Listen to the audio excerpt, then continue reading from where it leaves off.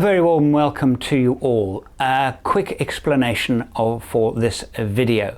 This is a highlighted edition of the work done on the Africa Landcruiser, purchased in 2023, driven by Gwen and I down to Cape Town.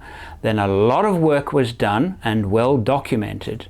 And then I left South Africa and the vehicle stayed there, and a whole lot more work was done on it to prepare for my 2024 expedition, and even some work while I was on that expedition. That's what this video is all about. If you want to watch the expedition, go to my alternative channel. It's ASPWexperience.com. You can then see the expedition.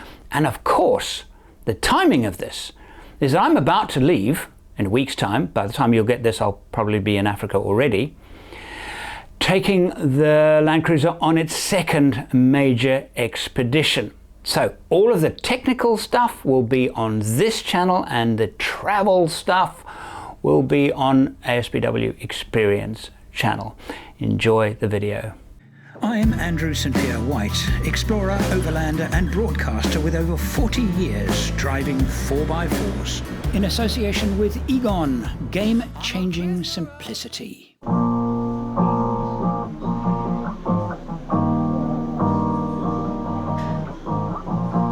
There were 8 seats with 4 bulks each. So how many holes were there? In my long career playing with 4-wheel drives, I've been fortunate enough 107 to have spray painted 2 of them, and I'm about to do a 3rd. So I'm calling the car Colander.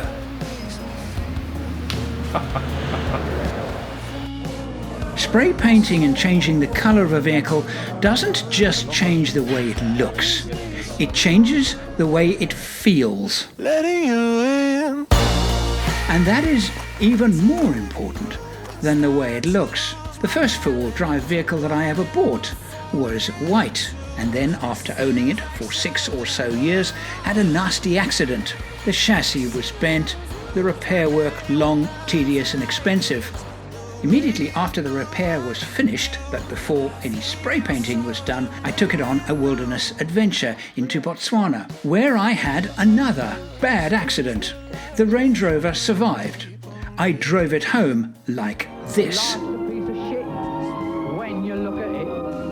And once I got home, I decided I needed a change of luck, and that I would paint it in a Range Rover vintage colour called Lincoln Green. Isn't she beautiful? The car is quite nice too. The second opportunity was in 2012. The troop carrier that I acquired in South Africa was Toyota South Africa's second to be imported into the country. I didn't want it looking like a United Nations ambulance, so again decided to paint it, and like the Range Rover, this time used a vintage Toyota Landcruiser colour called Dark Olive, and it was beautiful. Really gorgeous. Hundreds of people around the world copied this idea. And now, for the 3rd time, I have the choice. Well, the obvious choice is another green. But in this case, I do have another option in mind. But whatever way I go, it will be a vintage Toyota Landcruiser colour. I have 2 choices, and I'd like you to help me decide which colour to paint it. This is Cadet Blue. Like this, it'll be blue with a white roof. Here is my other choice, Modular Green. This is a troop carrier recently refurbished from the ground up by Hubert and his team. It's truly a thing of beauty. The trouble is, if I do it green, then there was already confusion between my green Troopy, which was my Africa 2011-12 build, and my first Australia 2017-18 build. They were both green. So if I do a 3rd green Troopy, and that's why I think as gorgeous as that is, I'm erring towards the blue, the Cadet Blue.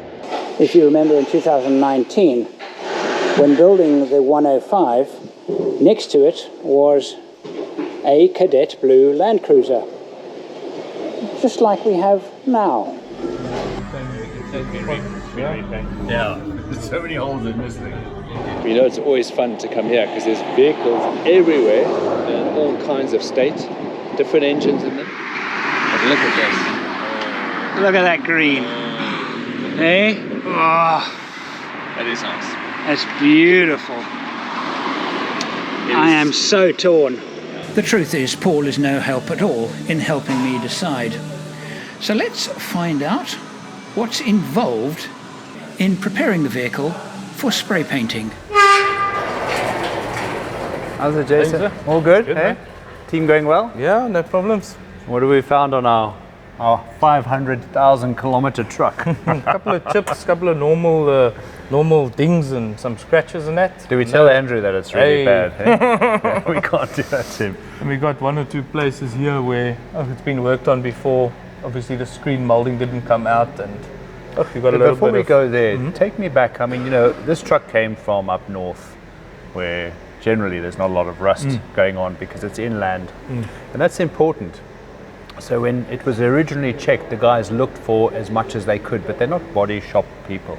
We mechanically checked the car out and looked to see that there was no big accident damage or major overspray. Yeah.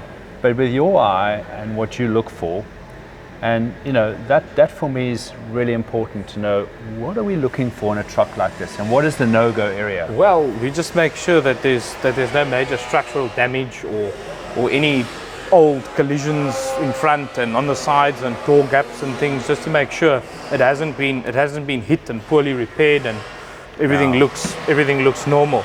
I mean, a front end smash is, It is would the be most so noticeable. critical, and Yeah, you'd notice it. Absolutely. Especially when you look for things that have been resprayed. I mean, we looked here carefully, and rust and corrosion. I mean, that for me is a big problem. This vehicle has almost got no rust. It's in a very good condition.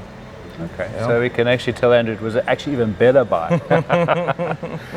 But yeah, so I think really what we're looking at here is we want to just see the points where you would look in more detail for problems and what you've noticed on this truck, and then what we're going to repair, because we are going to repaint this truck. The idea is go through the whole truck, check any integrity, structure where there might be any problems. Well, we've gone through and we've looked. There's no rust in the seams. There's no issues here on the upper valances. Because they often lower can balances. crack in here, Absolutely. especially if people put a second battery in there. Absolutely, and there's nothing there. They do. There was a little bit of a repair needed over here, but nothing major, nothing we can't handle.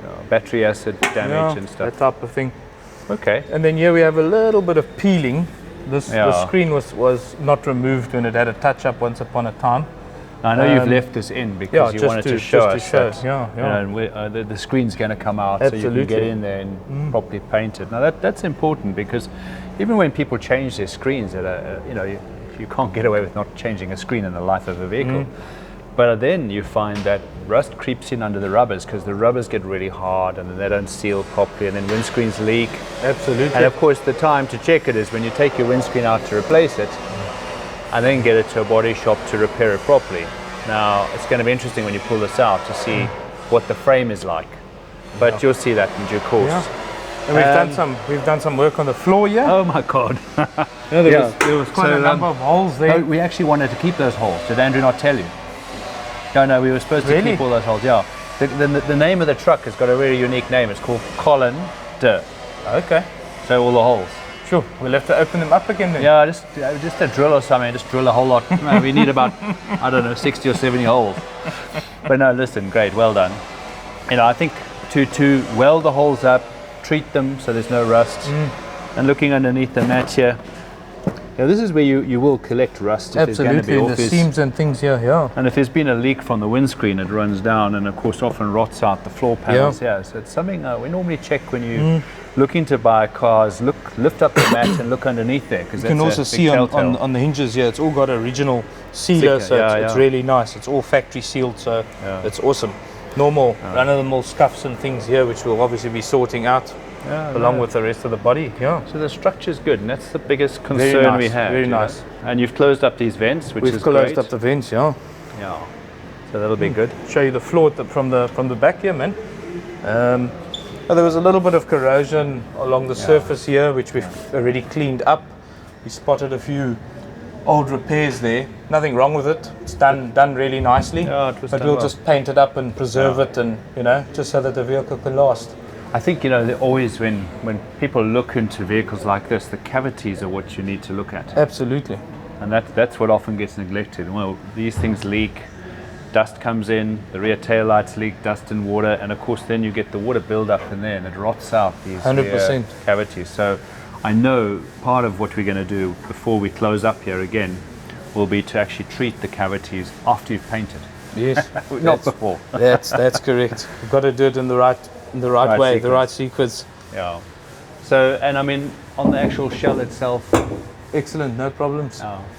So actually this car really didn't have any major big accidents. There was a little bit here and there, but nothing major. And I saw the doors had a little bit of work on them. There were a few dings. Yeah, there were a few repairs done. I mean, that's normal for a car with this kind of mileage. Yeah. Look, it's going to look good. It's, it does show you that an old truck like this, you can build it back into life again. And I think that's something to take away. These trucks are not cheap to buy, and if you've found an old one, it can be very off-putting for people when they see a high mileage and they don't quite know what's wrong with the truck. Absolutely. And if I had to ask you the question, when would you walk away from a truck if you were looking at a truck with high mileage or any sort of truck? Well, I would walk away if I see poor repairs done on the structures of the vehicle.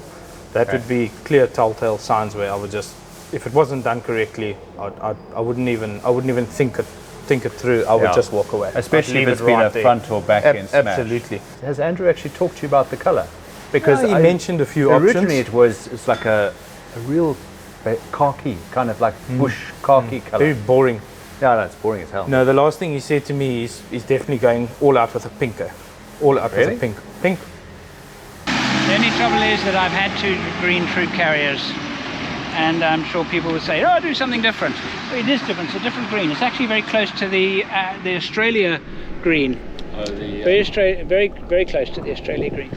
But that was a wrap. Yeah. We're not going to wrap this. We're going to paint it. That really bright, super bright, glossy pink. There we are. I don't know. Well, you know what? First world problem. You need to go home and think about this, and percolate the ideas. And now you know the 2 colors, you've got 2 to pick from, because I can't send you a picture of it. It'll never be the same. So go home, ask Gwen what she thinks, because I think that's important. Yeah, I know what she's going to say. It's going to stand out. For sure. God, blimey. Okay, well, I'm I think he's going for that effect. Yeah, no, it's a hell of an effect, I can promise you. We'll see. Andrew, the day has arrived and your truck is painted. I can't wait to reveal it to you. The guys have worked, they've closed all those holes up, they've painted the interior, the exterior, the roof. I mean, it's come really, it looks amazing. It absolutely looks amazing. So I can't wait to show you. So Jason, come on, we need to do the reveal. Hey, are you going to open this up and show us how it looks? I haven't seen it yet, by the way. Jason, you guys have got this, it's not supposed to be white, Jason. In the email it said... No, it said white roof. Paint my car white? No, it said white roof. Never white. Have you ever seen Andrew drive a car that's white? Well, it's done to green factory. cars, brown cars. It's done to look, factory it looks spec. stunning. You've done an amazing job, but white. What do? Do I tell Andrew to suck it up and drive it off? Andrew, I'm sorry. I mean, what can I say? You're going to have to repaint it. I'm sorry. I mean, you're just going to have to tell the team. We're on a time deadline here. Andrew's doing this reveal. We've got literally 48 hours, and I'm supposed to have seen a car with color on it. What can we do? I mean, we make. No, listen, you're going to make mistakes. This thing looks like an ice cream van, and we slap an Ola sticker on it. I mean, hell, he's never going to go with that. I'll have to get the guys together. We'll have to redo it. I think, if you can, as we say in South Africa, make a plan, pull the guys together, and just make this happen. I mean, you're going to have to strip I'll make it happen, sir. Jason got it wrong. I mean, he's done a beautiful job, but the car's supposed to have color on it, I know. He'll make a plan, don't worry. And I'm gonna chase it again and again.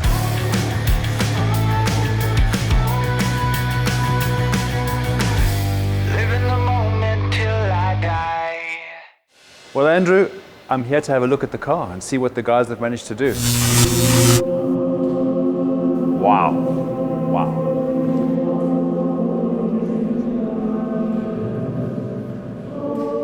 This is the color that really stands out for me. It's one of the old heritage colors, and I know it's got history in Toyota. And the Cadet Blue, it just, together with the white roof, it was a great choice, Andrew. I think it sets it off beautifully. It just distinguishes this vehicle.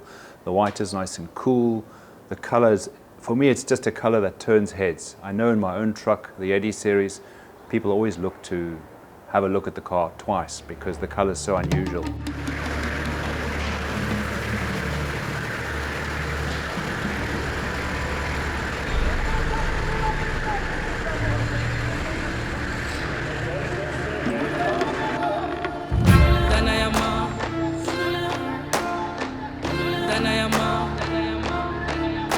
And so the next video, we do a rust treatment. And funnily enough, in the video about the rust treatment is where I'm seeing the most amount of corrosion, but it's all surface corrosion underneath the fuel tank protection. But again, if I look deeply into the vehicle, and that's all surface rust.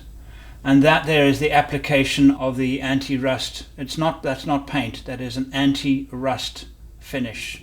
Well, here we are at Anthony Anti-Corrosion Treatments. And these guys are specialists, and lady. Thank you. Marie Willies, who is also a partner in the business. And they specialize in doing the chassis treatments. And as we spoke, the chassis is probably one of the most critical elements that gets overlooked.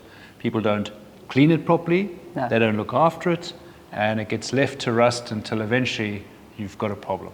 So here, will you take us, Mary Louise, through what do you do on a process and a treatment? I mean, we've got Andrew's car behind us. Basically, preparation is the most important part of our treatment. Thorough clean, complete de-rust, and make sure that that substrate is ready for a coat. All right. Once we have prepped the entire chassis underbody, made sure that it's ready for a coating, we wrap it. Wrap it like a present, basically. I can see. Industrial pallet wrap every single component under the chassis that is not supposed to be coated will not be coated. Right. So we're looking at your gearbox, your exhaust pipe, your transfer case, brake calipers, and every rubber and plastic component underneath the chassis will get wrapped. The aim is to restore the chassis to its original glory, like it was, as close as possible to factory finish. Actually better, I think, because you're putting on a really good coating. Yes. That the cleanly process. I've seen the work done on the chassis that you've done for all our clients. In fact, it's written into any build we do the chassis treatment. Yes. Because it really does protect that chassis. It is so important. You spend time on the body, you spend time making sure the body looks good, the body integrity is good. Nobody looks at the chassis. Correct. And that is really the spine and the backbone of your vehicle. So the coating that we use is a heavy-duty marine. It's highly anti-corrosive, great adhesion, it's got great flexibility, and it will not flake or peel or rust creep. So that's the coating that will go onto the entire chassis, underbody, wheel wells, hubs, all of that will be coated. Once that is done, we then step in and we top coat the entire chassis with our Weekend Warrior oil. It's a penetrative oil. It is beautiful. It dries up. It leaves a beautiful lubrication, non-greasy, it doesn't drip, and it makes cleaning that chassis afterwards a dream. But it's hydrophobic. It's been alkaline drag tested. It's been acid drag tested. It's been salt tested. So we know that if you're going to go out into the bush, that coating is what's going to protect you. Also available for purchase. So people can actually take this coating, I know you supplied as a little kit. Yes. And then they can have their chassis treatment done, and then they can go and put this oil treatment on and just keep topping up so that you're looking after the chassis. Yeah. Yeah. So the next thing we always look at is the inside cavities. Yes, Now, the cavity are- waxes yeah. inside the cavity.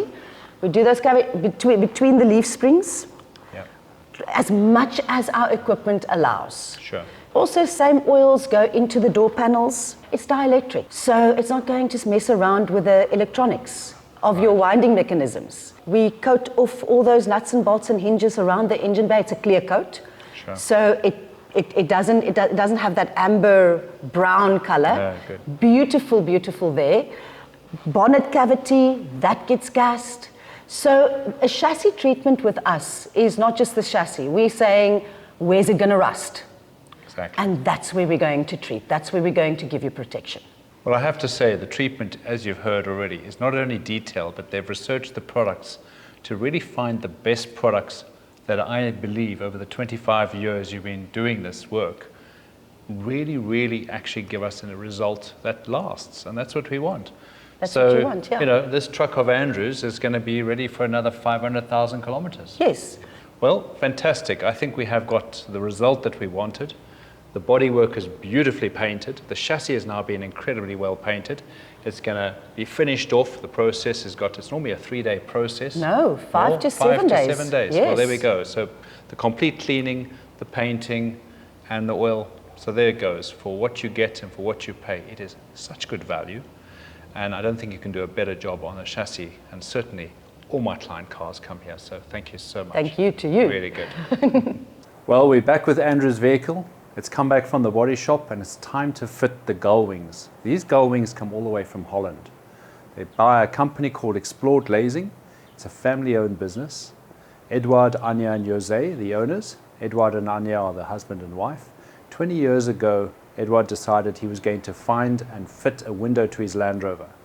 The leak heel windows, he replaced and developed a product over those years to what we have today, a professionally in-house built product from start to finish. So that way they get to control the quality. And what we receive all the way from Holland to South Africa, packaged beautifully in a box with everything that you need to fit this product, is just amazing. They have a range of options. So you've got a solid gull wing, you can have a glass gull wing, you can have a sliding window, and they also cover a range of vehicles available, the Suzukis and the Toyotas and the Land Rovers and the Mercedes. So they've catered for a big market. But the quality of how it works and just how it gives you this product that you can fit to the vehicle, and hey, if you wanted to fit the old windows back, you could take these out. There's no damage to the car and fit your old windows back and keep them. So it's a great investment. Andrew's opted for a few different options, and we've got a company called Modular who are doing the interior build and fitment, and Skulk and his team have fitted a number of these windows for many of our clients. So yeah, Skulk. Well, I must say, just by taking it out of the box, it's really, you can see it's good quality, really well put together. All the rubber seals that you have, it's watertight, dust tight. And yeah, everything you really need comes together in this box. And Wow. that really makes it so easy to fit. Really, you can just take out the old original window, obviously prepare and clean the surface off very nicely. Fit the frame, drill your guide holes, and then obviously remove again the window, prepare all the guide holes with paint to prevent any rust, and then put on your sealing rubber, fit the window, and then they say you've got a 99% Seal with with the normal rubber seal that we have here. Otherwise, you can add the silicone seal all around, and this is supplied all in the kit. everything is supplied in the kit, from your gas struts, all the smaller screws. Really, it's just a joy to fit the windows from Explore Glazing. Good quality product. Really like how it comes together, and it rounds off the truck beautifully, you know, and really complements what we're trying to do. Maybe on the inside, interior living. I would recommend fitting them to all of our clients' trucks. If we have, haven't we? We really have. So yeah. So most of the clients who come in see the value of being able to, I guess, sit inside the truck and have that gull wing open up, photograph out of it, or just be able to have more light coming into the car. So it's a fantastic product. Well done, guys. And thank you for giving us the privilege of fitting these products to Andrew's car. It's a beautiful car, I think, with these added in. it's going to be even nicer. I'm hoping I can one day get to drive it. So Andrew, I know that you've used these products many times in Australia, and for us now in South Africa, having the ability to import them and fit them, it does add a lovely edge to the vehicle. And I know this is going to be your best trooper you've ever owned, and even better with these products. So let's see. The best part is we get to drive it before you. Hey.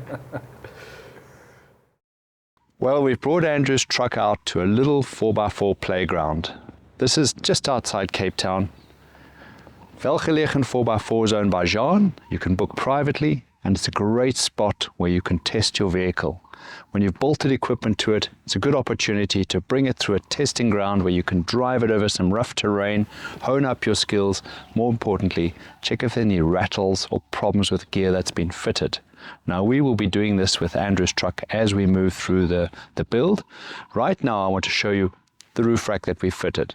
I removed the front runner rack that was on the vehicle because, well, they're far too noisy for my taste, and also don't consider the feet particularly strong.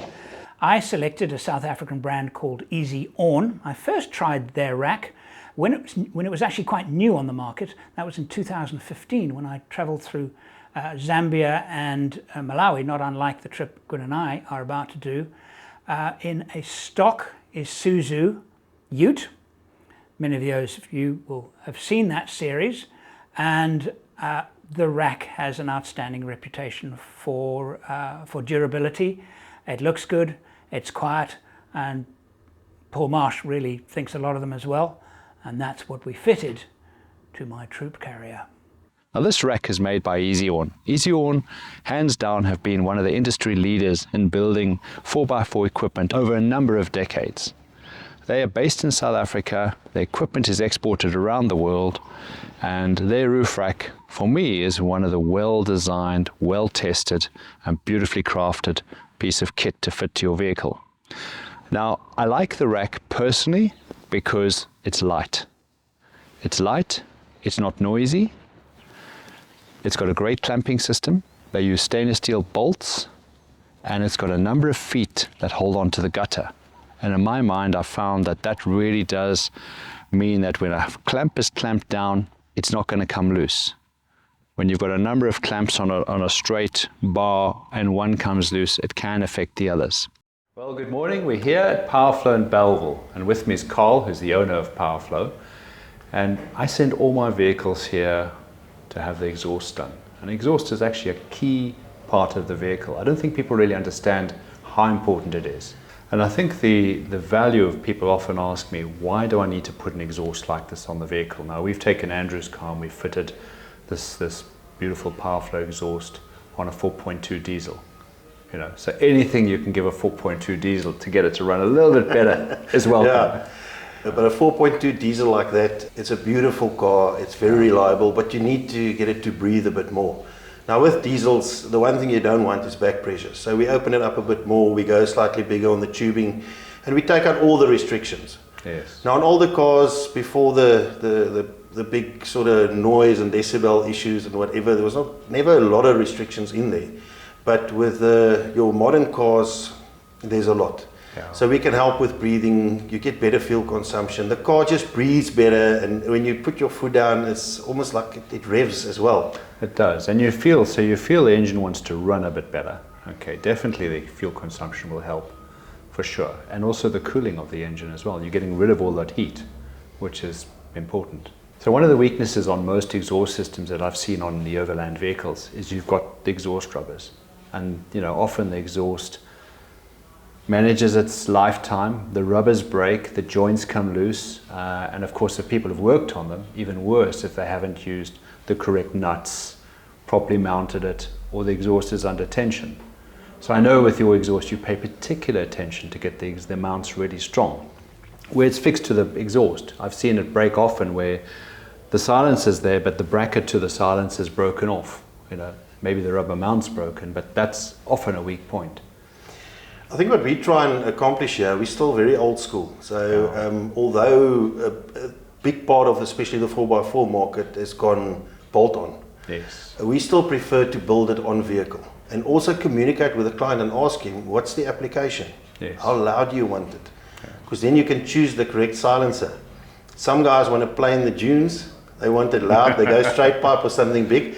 Other guys say, hey, listen, I'm going to go out into the wild, I'll look at birds, I'll look at animals, so then we can quiet it down as well. So I still prefer to build, and like you say as well, you know, when you mass produce something, it's inevitable that the jigs will go out after a while and the rubbers don't sit 100%, and somebody will fit the exhaust, not necessarily a exhaust shop. Yes. What I also do is, if guys tell me they're going to go into Africa, I like to give them an extra set of gaskets, because I build my systems in such a way that you can remove parts of it if it gets dented, you know, and put something else in. And I'll give them extra rubbers just for in case, you never know. So many businesses, even you take your four-wheel drive vehicle to a main dealership, they don't have that experience of taking this vehicle into remote parts of Africa or around the world. So when things go wrong, you either can't get the parts or you can't get the help you need. So you're preempting it, which is great. So thank you. I mean, I think it's just great to see the setup. The workshop's always impeccably clean and tidy, I must say. A man after my own heart. And the team have a great welcoming commitment. Thanks to you. And very nice having you. I hope we'll see each other in the future again. We will, absolutely.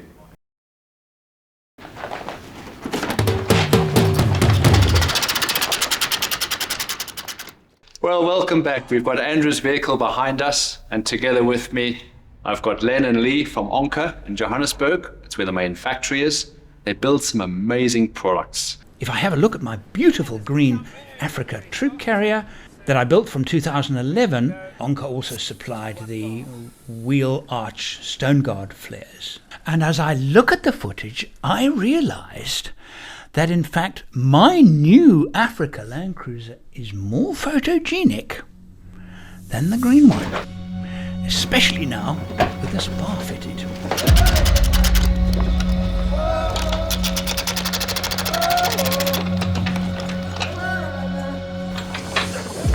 Onka officially started in 2003. It's our 20-year anniversary this year. My dad was involved in mining fabrication for many years, and we were involved, me and Len, with 4x4 challenges and 4x4 clubs. So we had a passion for four-wheel drive vehicles from a very young age. And having tools and the steel and stuff available to build our own stuff, you know, we started filling in the garage, building a bumper here and there. And then our friends saw the products and the people at the club saw the products, and you know, just the popularity grew and the people asked for the stuff. And the business grew from a little workshop with 2 employees to almost 3,000 square meters now with 50 employees, and we're exporting globally now. So we've got a huge dealer network in South Africa, all across Africa, Zambia, Namibia, Botswana, and recently also started exporting to Australia, which was a good opportunity for us, and it was a good learning curve to adapt to their regulations and their requirements.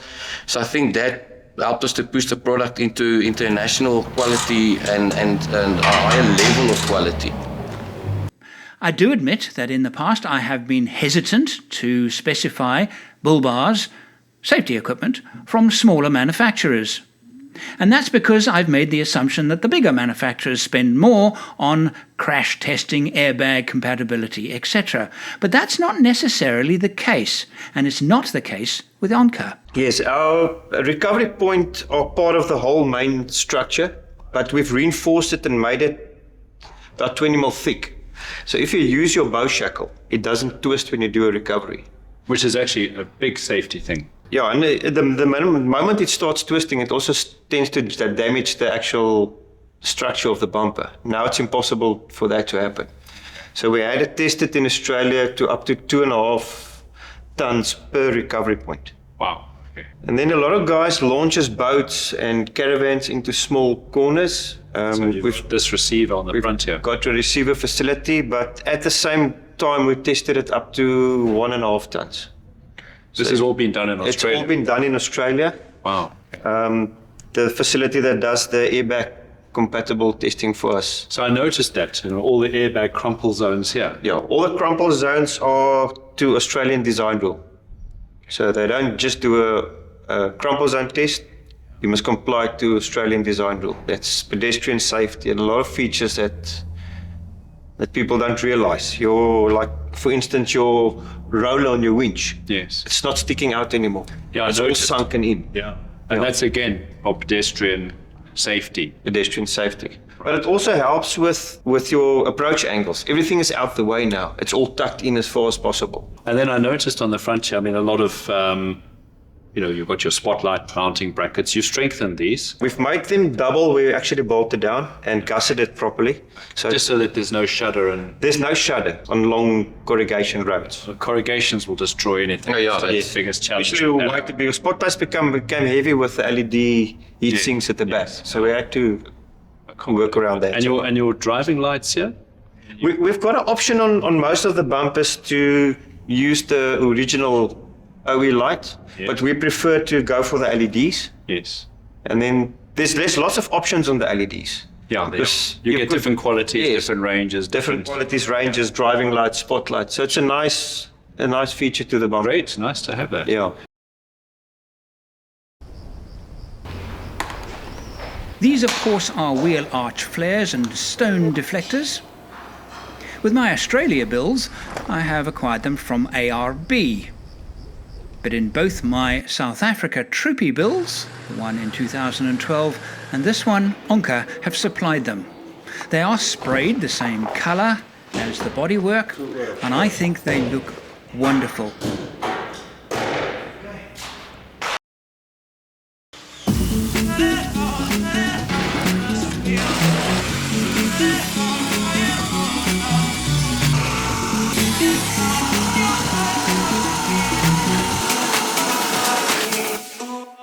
Well, good morning. Here we are at GoBX, and I have Shane with me, who's one of the directors, the managing director of GoBX here in Cape Town. And this is where these bumpers get made. You know, I can say for one thing, it's a bumper that I endorse 100% for all the vehicles that I build. And it's down to the quality of what is sitting in front of us. You know, they have a dedicated team here, and in the background there are a number of workshops, a number of processes, from the scanning of the vehicle to the design to the whole process to build it up. I think the biggest thing for me is this bumper has stood the test. I mean, you've improved it time and time again. We've gone through probably 80 revisions of that bumper, which is essentially the same bumper it was when it first came out. And I think the big thing for me is that the hire companies in South Africa, if you want to test a product, fit it to the hire company vehicles. And I know the big hire companies all fit your bumpers, and they've really tested it, you know. One of the features I really like is when you open the dual wheel carrier, the effortless ease to open this rear wheel carrier. For me, you've got that spot on. Tell us a bit about some of the features of the bumper that's sitting in front, because this is your premium range and it looks amazing. Well done. So tell us a bit about what you've done on this. So this is about to be launched. So this is Andrew getting the world first debut one. of it. Well done. So this is our premium range and also our international range. And the difference between this and the standard range is that we're fitting Hella lights to it, right, which has a warranty worldwide. We've changed from the T-type high-dip jacking point to the pipe, which we prefer. It's obviously much stronger.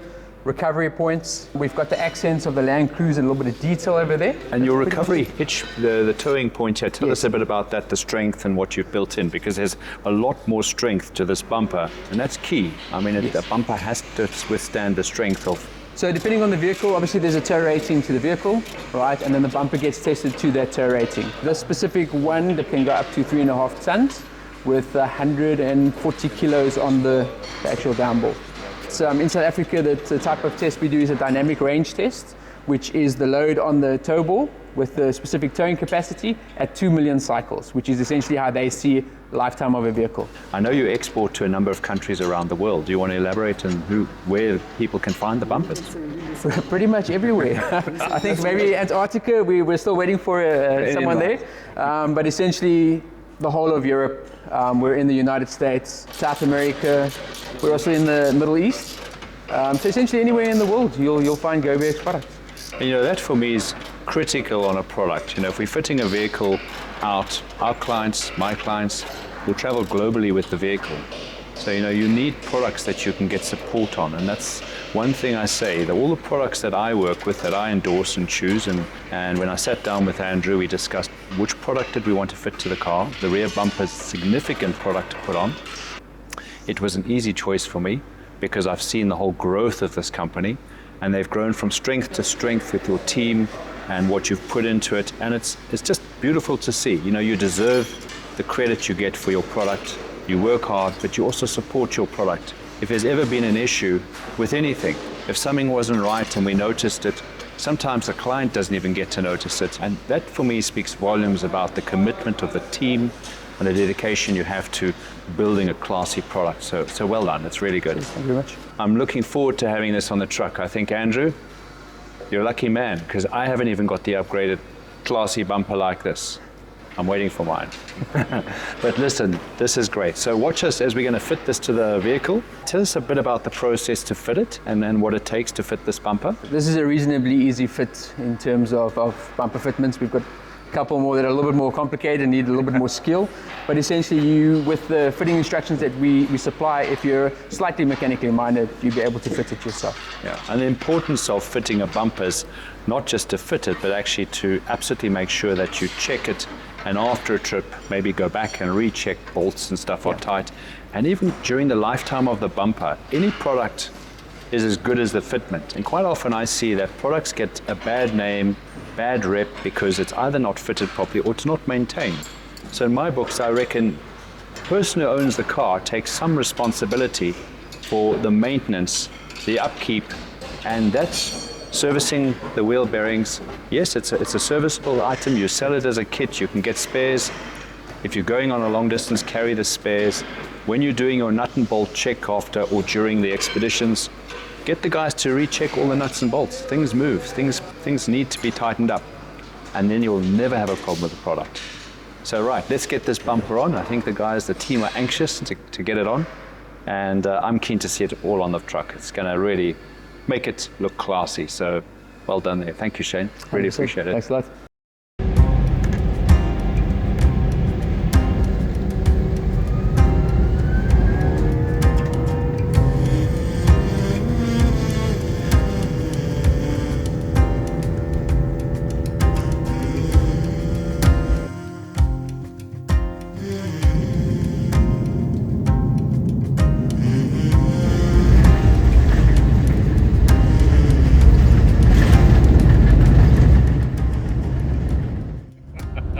One year later, and of course we are on the way to collect a Colin Edda. Yeah. Well, we kind of fixed a few of Colin's. Yes. So patched him up a bit. So let me catch you up quickly. Paul Marsh is in Cape Town. He's a specialist four-wheel drive expedition vehicle builder and trainer. And of course he has been running the operation to turn Colander, our 500,000 kilometre Landcruiser, into a pucker overland tourer, which I'm about to take up into Africa, and I'm going to be collecting it. Good to have you back. Always good to be back. My favourite city in South Africa. And during the weekend, half the trees blew over in the place I was staying. Complete chaos over the weekend. In fact, I took off in Johannesburg in a hell of a storm and landed in Cape Town in a hell of a storm, which only got worse. So we're going to see what we can show you now about your truck. Okay. What are you expecting? I'm expecting my blue Landcruiser to be almost finished, if not finished. Yeah, well, you know, it is finished. We discussed what you wanted. I think we made all the right choices. I think you did. I certainly trust you to make only a few stupid choices. Well, and just a few surprises for you, you know. Yeah. I can't make it too perfect. I think it's I think we've got it spot on. Okay. You gave me the brief. I think we've got it sorted. So looking forward to showing you exactly what you need for Africa. Yeah. So from what I saw when I left, a lot of work has been done by a lot of people and a lot of teams. So in a future video I will actually go through what has been created and I will show you the vehicle in detail. But right now the excitement is All I have seen are photographs for the past 12 months. If we had to send you any video clips, it would be so unfair. The surprise, the element of surprise. You know how I like to surprise you every now and then. Well, this is no different. Don't worry.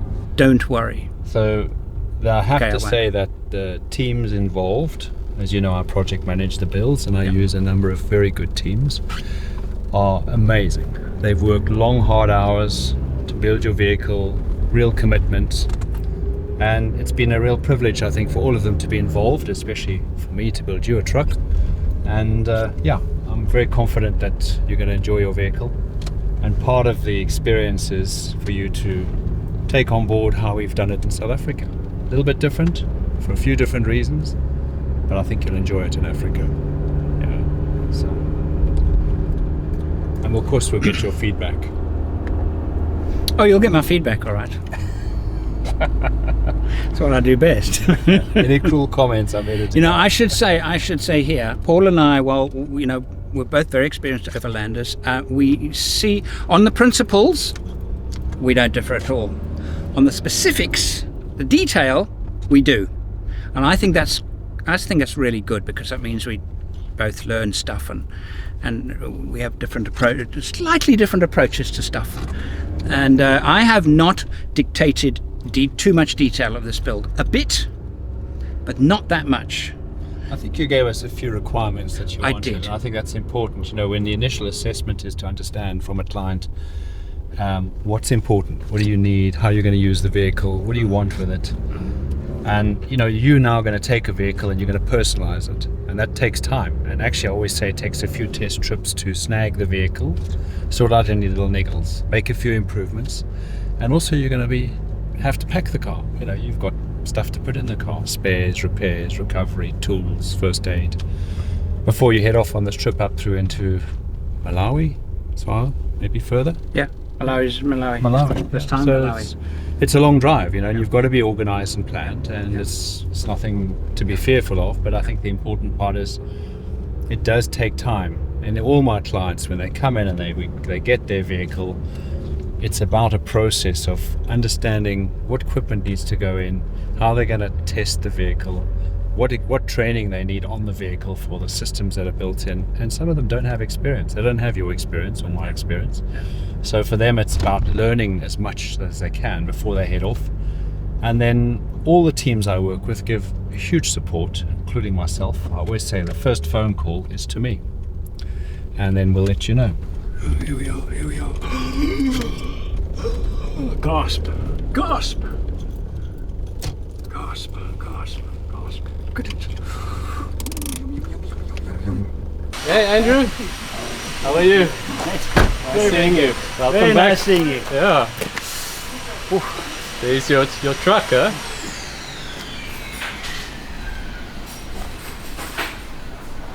Quite the transformation. Oh, that bull bar looks good, doesn't it? No, it's something, huh? Oh, I like that. That is. A little more than a year ago, I left the Landcruiser in Paul's hands, and it looked like this. Since then, it's changed colour. Wow.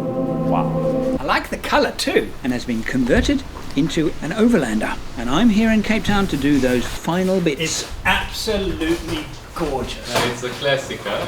Really. It's a classic. Yeah, it's beautiful. Man, that's nice. So Andrew, the long-awaited surprise of showing you what we've done on the inside of the car. Now I know we had a lot of detailed chats with the guys behind to explain what we're going to do, how we're going to do it. Yeah. I think you're going to be surprised. You know, you did tell me you want to really have it simple and light. Yes, You know, I those did are say my- that. Yes, I did say that. I'm sorry, I'm feeling a little impatient. I want to see the thing. Come on now. You want to see it? Okay. All right. Let's show you. Okay, wonderful wheel carrier. Yep. Okay, and you've got a Yes. utility box here. Yep. Fantastic. Yeah, no, look, that's Yeah. good. Guys have worked hard on this. Right. Fantastic. There we go. So you gave me a request. You said you wanted it really lightweight, very simple, and we decided to give you an office you could sit. You can get shit done. You've got a little table to work from. You can pack your stuff in boxes. You've got your fridge here, bit of a table here. You know, I don't think you need more than that, do you? Why am I not surprised? You did say you're leaving when? On Friday? Yes, I'm leaving on yes. You're leaving on Friday. Today. Is that it down there, actually? That's it down there, isn't it? Yeah. Your whole system is Yes. designed that it can actually be bolted in and out. So I actually need Skulk to come and tell you about how he builds and what he's done here. Because the system, the critical design, when we sat down here and we worked on the designs for this project and the other troopies we built, you need to be able to put everything in and take it out in case you need to access a water tank, have any problems, and that's what you can do. Okay, so we put the floor down, which is a wooden floor with a foam underneath. All those holes were sealed up when they painted everything. And then from there, the riv nuts are fitted into the floor so the modules can bolt to the floor. So it means that you can get everything in and out. Everything's plug and play. The whole wiring loom that Skulk built is actually fitted to the car already. The electrical box is made up, is sitting on a trolley behind us, and that plugs in. So you're saying that all the wiring's done? All the wiring's done. And there's a plug. So you put that in, you plug it in, and ta-da. Yeah. Yes, yeah. We put the electrical box in, it's plugged in. Now, there's a big plus for that, because if you ever have any issues with anything, you imagine you've got a problem in the car, you spill something in the car, you have an accident on the side. To unkit or de-kit a car is it's massive to try and do that. Yeah. What we've done now is been able to say, bolt it all out, put it on tables, fix it, put it back in. So the water system comes out, the electrical box comes out, and as you see, the modules are sitting behind you on the floor. There's nothing wrong with putting boxes in that are tied down. Very simple. Throw a mattress in here and use the space to live out of. It works. You can take a basic vehicle and you can do anything you want with it, and you can keep it very light, very simple. And some of us, when we started out, we couldn't afford nice setups like this. So it was boxes, and we still drove the same road, and we still had the same fun. So what I'm saying is that you can take a vehicle like this and you can make a very simple setup. Our philosophy when we spoke about this between Skulk and I was we wanted to build the system that it's lightweight, very practical, designed so it's modular. Hey, and I think we've got the water tanks built into the sides, so you don't see your water tanks in here, so you don't lose any space, and the water tank underneath, so you've got over 100 liters of water, which is, we think, a perfect amount of water for a truck like this. Yeah, just behind the driver or the passenger seat, we've got a fridge with a fridge stand with a bit of storage underneath it. And then behind it, we call it the workstation, kitchen station. Left-hand storage unit, it has the travel body or the oven incorporated with a bit of workspace. And on your right-hand side, we've got the water storage unit. So this incorporates all the water geyser, the water pump. Obviously we've got the nice water Egon hub system in there that really works well. We've plumbed that in now. I'm very happy how that came together. And yeah, and then obviously a sleeping area that goes over the aisle. And then in the middle you're going to have your electrical box that then connects up to the two systems on either side. And I saw the water hub, I saw the controller for the water hub, that was the clue. That's the 6-litre electric water heater. So we did play around a bit with the piping setup that was in the water hub. Mm-hmm. But other than changing a little 2 or 3 pipes, we didn't really change anything on the hub. So it really incorporated quite well with our water system and our water tanks. So yeah, very pleased how that came out. We're actually building that now as a kit, because a lot of people would take their standard product and say, oh, we need to just tweak. Actually, if we didn't have the case, we could do this. And a lot of people are doing it. So we're actually now producing it as a kit with all the components, with all of the instructions that you just assemble yourself, and you can make those adaptations even easier and save money because you're not buying a case. And of course, if you wanted to put a purifier in, this is where we could bolt a purifier in here. We've talked about different purification options, and I think The one option was coming from H2O guzzle. And didn't get in time. Didn't get here in time. I know. So Yes. that's something down the road that could be looked at fitting. I will do that. Yeah. I will definitely do that. You opted not to have the servo unit because quite normally we fit a servo unit in. So this is very practical. You've got your water gauges. You've got your little Victron gauge that you can use. You know it's Yes, also a battery Bluetooth. monitor. Battery monitor, Yes, yeah. yes. And it's on your phone as well.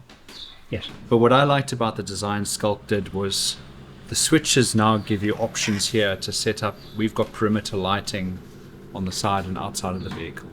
Now the electrical box is really designed around trying to keep things, the wiring runs really short and everything in one place, that it can be built up on the bench, because most times when you're trying to wire a vehicle in a vehicle, it's painful and it's difficult, and when you've got to do any repairs, it becomes a problem.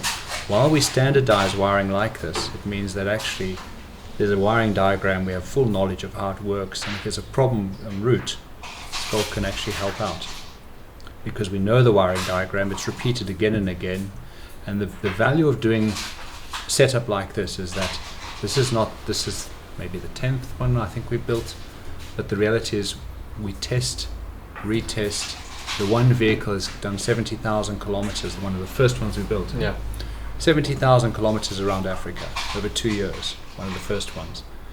It came back, it got pulled apart to check and see how it worked, and it was phenomenal. I don't think they had any issues with anything that we built inside, which is a huge plus to testimony to how products can be made. This is gorgeous. Absolutely gorgeous. That's my awning. In projects like this, the commonly used phrase is 90% done, 90% to go. The last little bits and pieces to make it perfect take quite a bit of effort and time. It's 90% done. It is. Yeah. Well, it is. There's always the little few things. Once this all I would say it's 99%. There's been quite a bit of work done. No, listen, it is. All right, 99% done, 99% to go. That's okay. Thanks. This is going to be your coffee station here.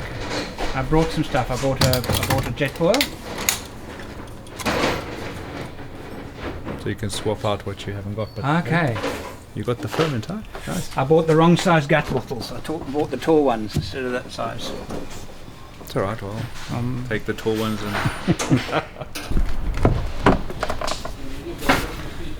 So you've got a very nice console here made up with some nice little storage bits. You've got your dash mount. This you supplied us. Very nice bit of kit. I really like that. Yeah. So we look under the bonnet. Yeah. Right. Ooh, what you okay. haven't seen, which No, we're still I haven't finishing seen. off, is we've got a really nice compressor. It's a Nardi compressor. Yeah. It's a dual piston compressor. Yes. I don't have the exact figures in my head of what it puts out, but it's a very nice, powerful compressor. So it's very nice. I think the big thing for me is people don't air their tires up and down often enough. The reason is they're lazy. We all are. You know, you get onto a dirt road, am I really going to drop my pressures, and then I've got to stop and I've got to air them up again, and it takes time. So a system like this does give you that little bit of time saving if you really need it. Or you just accept the fact that you're happy to pump up your tires and have a coffee. So, you know, it's all about safety, and I think taking a vehicle and getting a vehicle once off where you haven't got the experience, you need to take that responsibility to learn about your vehicle, how to drive it, how to look after the gear, how to use the gear, what tire pressures. It's all important, but it takes time. So when we do a handover of vehicles like this, it's a process. It takes about a week because you've got to go and buy a kit as you're going to go and buy. You've got to put your time into sorting out your vehicle, where you're going to pack stuff, how you're going to access it. So we generally say to our clients, take a small trip for a few days, use your vehicle, get familiar with it, pack it, snag it, come back. There'll always be little snags and little improvements. Once you've used a truck, then you come back and you're going to have little improvements you want, or things you like, or things you don't like. That's okay. Everyone's different. But the basis of what we built here, I believe, is a very good solution for a lot of reasons and how we use the space. And we've kept certain things out of the vehicle. We don't fit basins in the car, because we believe most of the time you don't need to spend much time in the car. It's nice to have with really bad weather, but for most of it you've got the safety and convenience of living in your car, and for you can sit and edit in peace. And so yeah, I think you're gonna have a lot of fun with this truck. Love the color, by the way. Happen to have the same color on my car. I know. You know that. No, I actually want to do a video on your car. Okay, that's we'll go through this later. That's fantastic. It's a toss-up. Is this the most beautiful troop carrier I've ever built?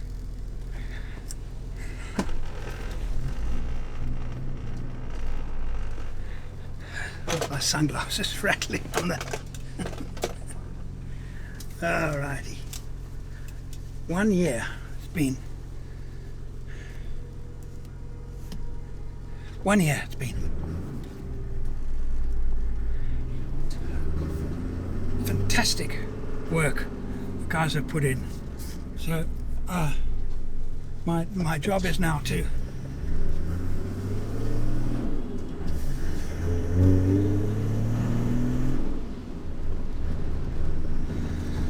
alright, compose yourself. My challenge now is I'm going to drive back to where I've been staying in Somerset West near my old home. And then for the next 3 days it's quite intense work. Small things. The vehicle is finished. At the roundabout, take the first exit onto Blaauwberg Road. Thank you. But it's not ready for a trip. I am now spending 5 days in Cape Town doing the final touches to the build. Starts with back to Stamans. We have to sort out the air conditioning, and then the car has been using a little bit of oil, so they're going to put in an additive for worn and old engines. Not that the engine is about to give up the ghost, it's just old and a little bit tired. But actually, it's running beautifully. Basically to prevent more wear and fill up gaps where the engine is worn out. Right. But it will be quite interesting to see if it works. How often would you say I should check the oil? You've driven it more than me, so... I will check it every tank. I have just 6 days to take care of the details of preparing for a major trip into the wilderness, which includes a week solo in an extremely remote area. There is far more to do than just shopping. It's the many other things that are going to surprise me as I do this. For example, I purchased this thing goes over the fire, build a fire, and then open it up and put it on the fire, and then you slide the grid, food on it, at these different levels. But there's a problem. As you can see, if I put it in here, I can't close the lid. Because I can't close the lid, well, I have to put it at an angle, and then it's now taking up too much space. So I'm going to ask them to cut the legs so it fits perfectly in my GoBX box. Everything in here is going to get very dusty, but that doesn't really matter, because what I should put in here are things that are going to be dirty anyway, like cooking grids. Maybe my warning triangles, I can tie them up there. Tarpaulin, I'll leave it in its bag. And I'm thinking perhaps this too. This is a little canine table. And it's the kind of thing that will be needed outside only, so it doesn't matter if it gets dirty. And I could need it at any time, because maybe I want to put some firewood somewhere. I need a little bit of extra space. I can sit on it as well. So if I'm just parked at the side of the road and I need something to sit on, it's here, instantly accessible. So this needs to go in here as well. Right, where's my cooking grid?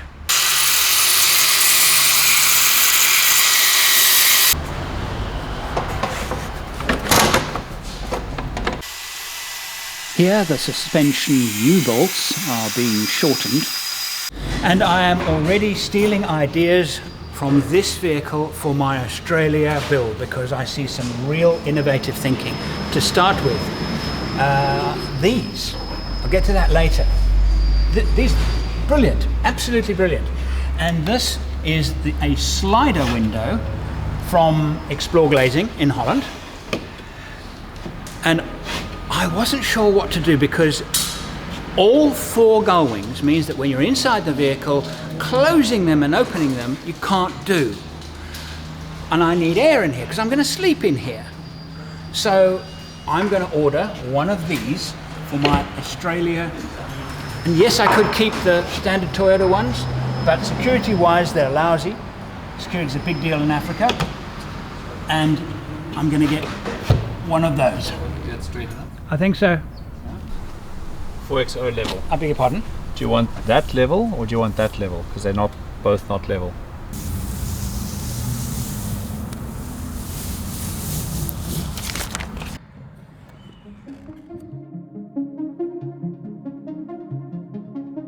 At last, I am on the road, about 3 hours out of Cape Town. I've stopped for a break, heading basically in a north-easterly direction towards Botswana. Botswana's still a day and a half away.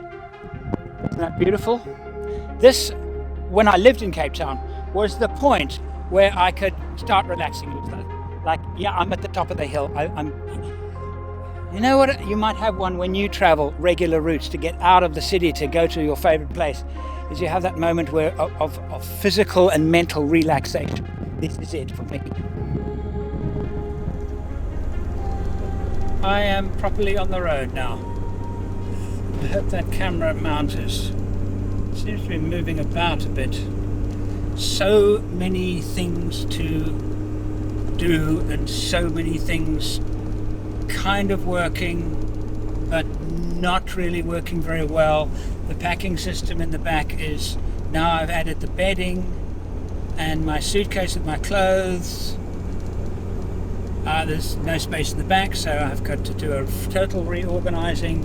You might be able to hear the rattle, that is the awning that is rattling. I've tried to fix it twice. I have failed, but I need time. This has been the challenge, my challenge this whole week. I've not had any time, quality time, to focus on sorting an issue. Everything has been rushed. Here's the thing about building a vehicle, and it might sound as if I'm complaining, I'm not. We build vehicles for long distance travel, and we have months in our garages to tweak this, add this, change this, tweaking, getting it right, getting things livable. I haven't had my own workshop.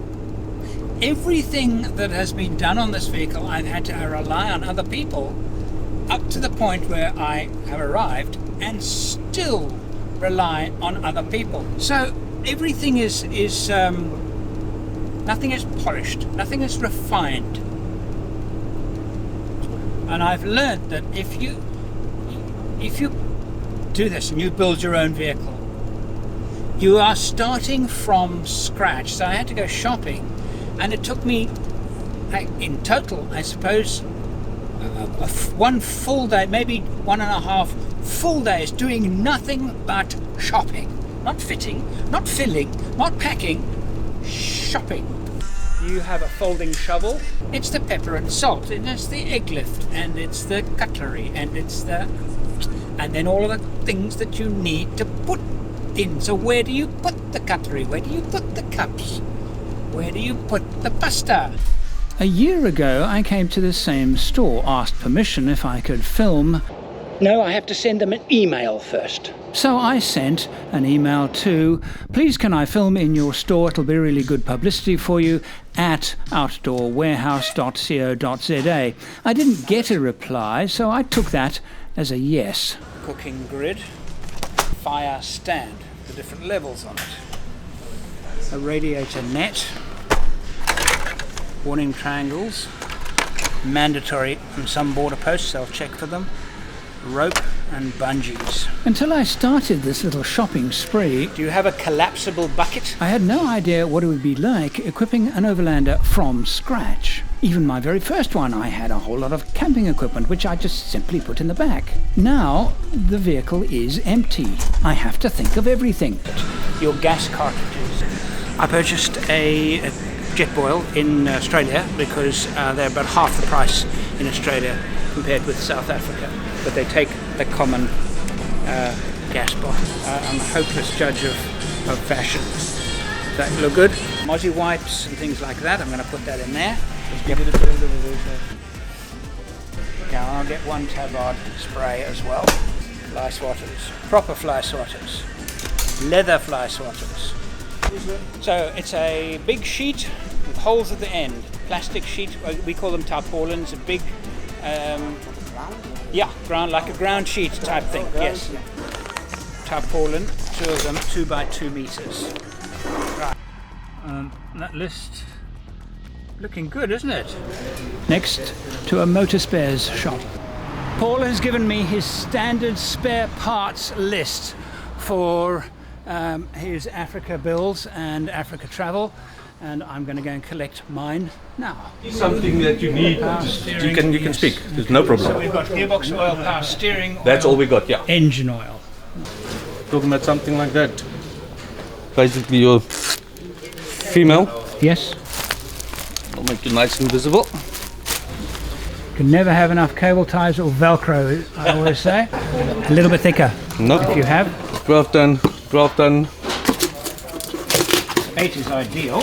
I'm glad we walked around the shop because that was on my list. The list contains items like a first aid kit for the car. So a big thank you to Goeie Hoop Onderdelen for your support over the years and the support for this build.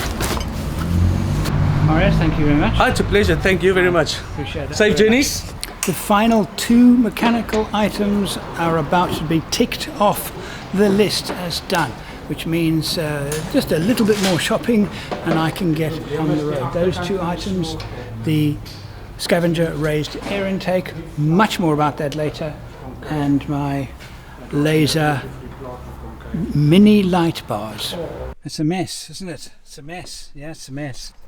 It's a mess. It's a mess because this is the very, very last stage. But I'm now finally ready. I've done the final shop. I've actually had to create a workshop. I'll show you how I've done that. And in the videos ahead, I'm actually carrying a mini workshop. It's not just tools. It's also bits of rubber and self-tapping screws. Because I've already got something coming loose on the door. I need some self-tapping screws. Got them. But I'm now getting on the road. I have a drive now of 426 kilometers to a place called Calvinia, and depending on the time, I might overnight in Calvinia. The story now jumps ahead 4 days. I'm camped in an extremely remote part of the Kalahari. I have bought some tools with me so that I can... I'm going to spend the day sorting out my car, chilling, relaxing, and just enjoying silence.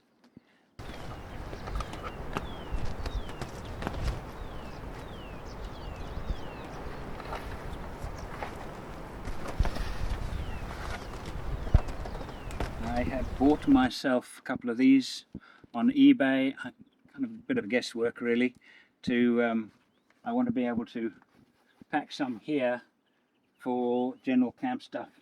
I had this cutlery roll made in a place near Somerset West, in a place called Strand, last year when I was here. I cannot find a cutlery roll that anybody makes and markets that's right.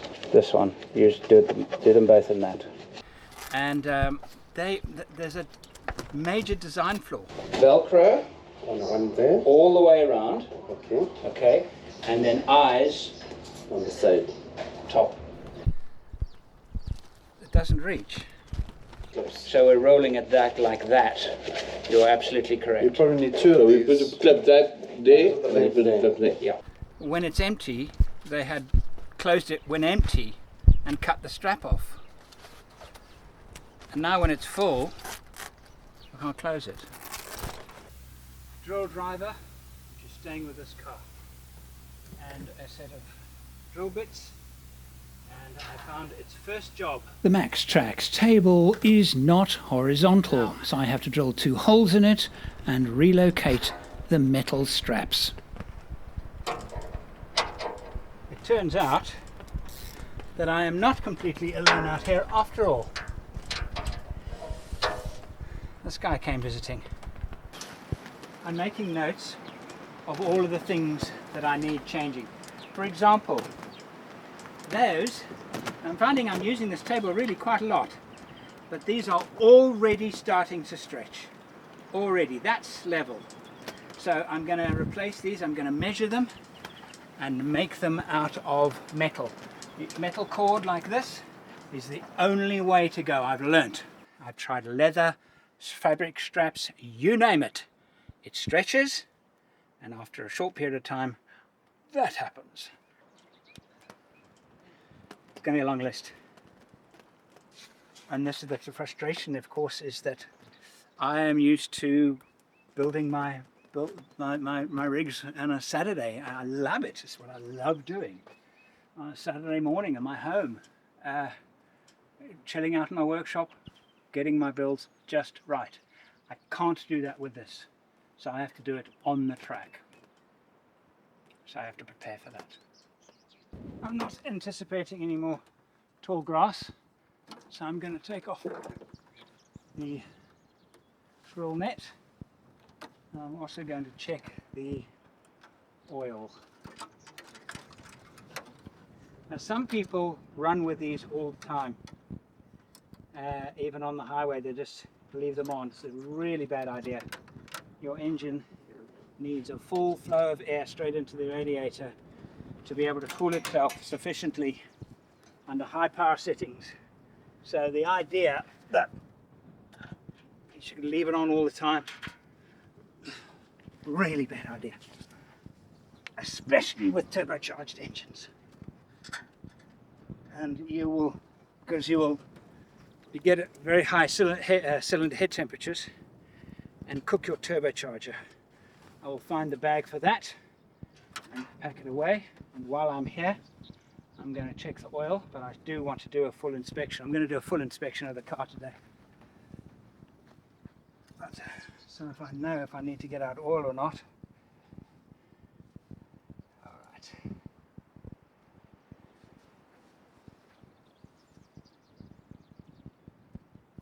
It has been using oil. I know the engine uses oil. So I am checking it on every time I fill up the tank. I'm checking oil. Yeah, I need some oil. It's at half. One of the things I do with all my builds is I have a safety spanner velcroed on top of the battery. And the reason for that is that if you had a short circuit which was going to cause a fire, you open the bonnet and you grab the spanner, and I can take off any lead here really easy and really quickly.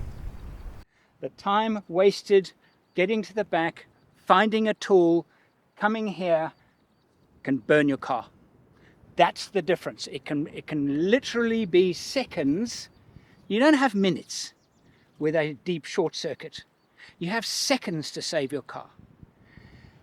And I recommend it. And I just put Velcro on the spanner. That's all I do. Soft Velcro on the spanner. And I've done that since I nearly lost my Range Rover. Probably would have been about 1985, 1986. Had a short circuit, major short circuit in the car, and I saved it. Burnt my hands very badly ripping the cable off, and since then, battery emergency spanner. And I can imagine a few of you are saying, where can I learn all this stuff? Where can I learn all this stuff? There's so much stuff, Andrew. Where can I learn it? Overland Workshop, that is why I created it. With myself, Paul Marsh, with some invited specialists like Heine Klarman, Gwyn. We present course. There are currently 9 courses, and it's about building a vehicle, choosing a vehicle, operating a vehicle. And this, what I've just shown you now, will be part of operating an overlander. Because part of it is safety, part of it is risk mitigation. We talk a lot about risk mitigation. You might think to myself now, well, right now, what is the biggest risk to me? Fire. Because fire takes away my shelter, potentially takes away my water, potentially takes away my life. All right. Breakdown. If I had a breakdown, I'm on my own. What part of the car would leave me completely stranded? Yes, a major engine failure would leave me completely stranded, and then what would I do? Well, I would obviously try and fix it. So I have rudimentary spare parts, rudimentary knowledge, but if I couldn't fix it, well, what could fail? Out here, my starter motor. If my starter motor failed, I'd be screwed. If it completely failed, I'd be screwed. I would have to get on my sat phone. So I'm carrying a sat phone. I've done trips like this where I've actually carried, and I've decided to take the risk because I wanted to feel what it was like to be completely isolated from the world. That was for me a personal journey. Now I take a sat phone. So in an emergency, I got a sat phone. What would I do with that sat phone? Ask for help. It would be several days getting here. So, several days. What does several days mean? I have shelter. I have a solar system to rejuvenate my battery power. If I can't run the engine, can't charge the battery, I have a solar backup system. I've got 200 amp hour in this vehicle. I won't need my solar for this. I'm staying here just one night. I won't need to. I've got plenty to run the car, warm my water for a shower, etc. Run my fridges and lights. What happens if I had to stay here for 5 days, 6 days? Food? What about food? I have got enough food to keep me sustained in this car now for 2 weeks. I won't need that for 2 weeks. I've got water for at least 2 weeks, 3 weeks. Plenty of water. So risk mitigation. It's all on the Overland workshop. So you might be thinking, oh, you're taking a big risk. No, I'm not taking a big risk because I understand what the risks are. And if you understand what the risks are, then the risk, there's still a risk. Yes, of course there's risk. I'm not a risk-averse human. I have 2 AC points here with this kind of plug. It's quite a good idea. I haven't seen that before, actually. Being so compact means that I can have 2 in a very, very small space. So I've made up that. This will plug into my laptop charger and my drone battery charger. But now what I need to do is put some Velcro here, because this is my charging station.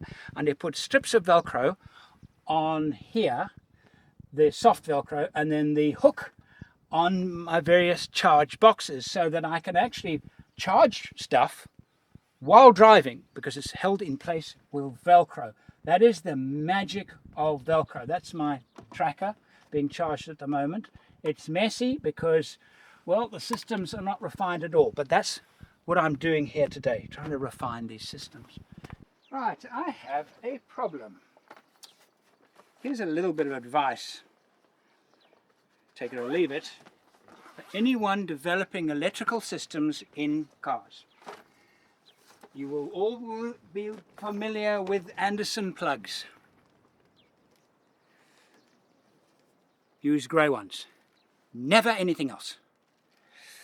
This is a multi-purpose extension lead. The moment I use red, it's solar only. So use grey and mark them. What they've done in this car is that they have put, for the solar input, red. I can't connect my solar blanket because I have only got grey. And let's have a look here. This is a dedicated solar blanket. Now let's see if the makers themselves of these solar blankets, it's red arc, it's black, it works on all. So I've got a blanket, I've got a cable, and I cannot connect it to the car. So I've looked through my spares here, and the spares that I prepared to bring with me on this trip, and I have spare grey Anderson plugs, so I could make up another cable now. What I'm going to try and do is remove this.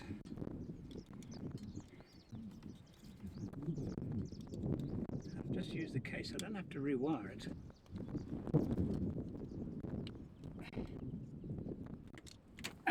There you go. Right. Keep that red one as a spare. See if I can go in here. Right, now let's see if this thing's working. But I don't have solder, so I've had to use a very rudimentary crimp. It's not ideal at all, but for now I'm hoping it's going to work. Alright, that should now work. I have to plug it in here.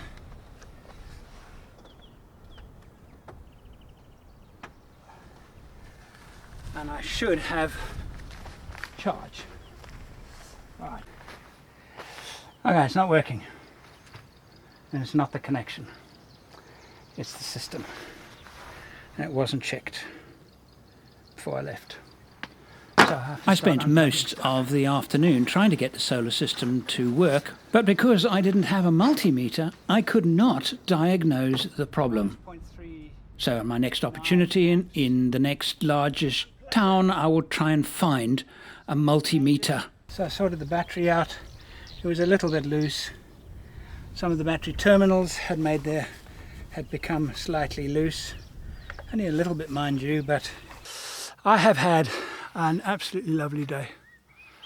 Not a lot of animals, in fact very few, from 10 or 11 this morning. Absolutely nothing, just a few little beetles and things. Very few insects. Few birds. I expected more birds. There are some birds. This area is free camping. Well, it's actually not free. It's one of the few places in Botswana where you can reach solitude like this and have a fair chance of having nobody around, or certainly if you are going to see other people, they're going to be far, far away. But not unlike in Australia, the community is saying, hey, would you like to support us? You're coming and enjoying this place. We would like to charge a small fee. Now, on the way in, there was a sign saying, you need to pay a fee to enter this area. And it's at a town that we will pass through tomorrow, and I will go and pay for 2 nights camping. But this is a rare thing, to be able to find a place like this that they don't charge very, very high park fees. And typically in African countries, the national parks is where the big game is. And that is true even here. I'm seeing game, but I'm not seeing big game. But the big game could get here, but the standing water where they congregate is not here, so we're not seeing the big game. Mabusahube is renowned for its population of lions, and I wanted to go there, couldn't. They said they had no space, but also on consideration, if there were a lot of lions around and I'm on my own, is that a risk worth taking? See, if you've got two people keeping their ears and eyes open. You've got one person to do something. If you suddenly now have to get in the vehicle, there are 2 of you to manage stuff. Whereas now it's just me. And so perhaps camping, knowing that there are lots of lions there, I don't know. It might have actually been very difficult for me to do anything, because if the lions are close by, you don't walk around your camp. You hide in your vehicle. And there are a lot of lions in Mabua. Isn't that beautiful? Look at that colour. Now, isn't it interesting though? The colour is not the same as it is in Australia. It's different.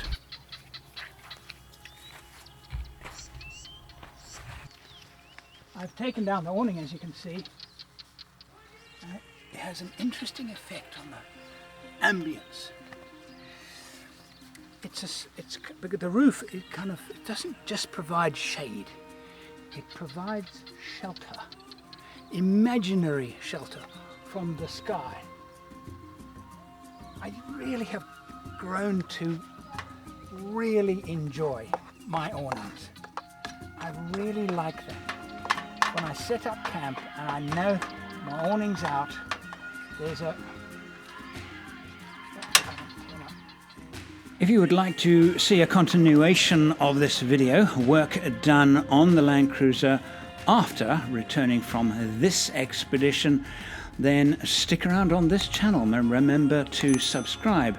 If you want to watch the expeditions, the travel, then you need to go over to the ASPW Experience channel, linked in the description. And if you would like to join my closed community, aspwexperience.com.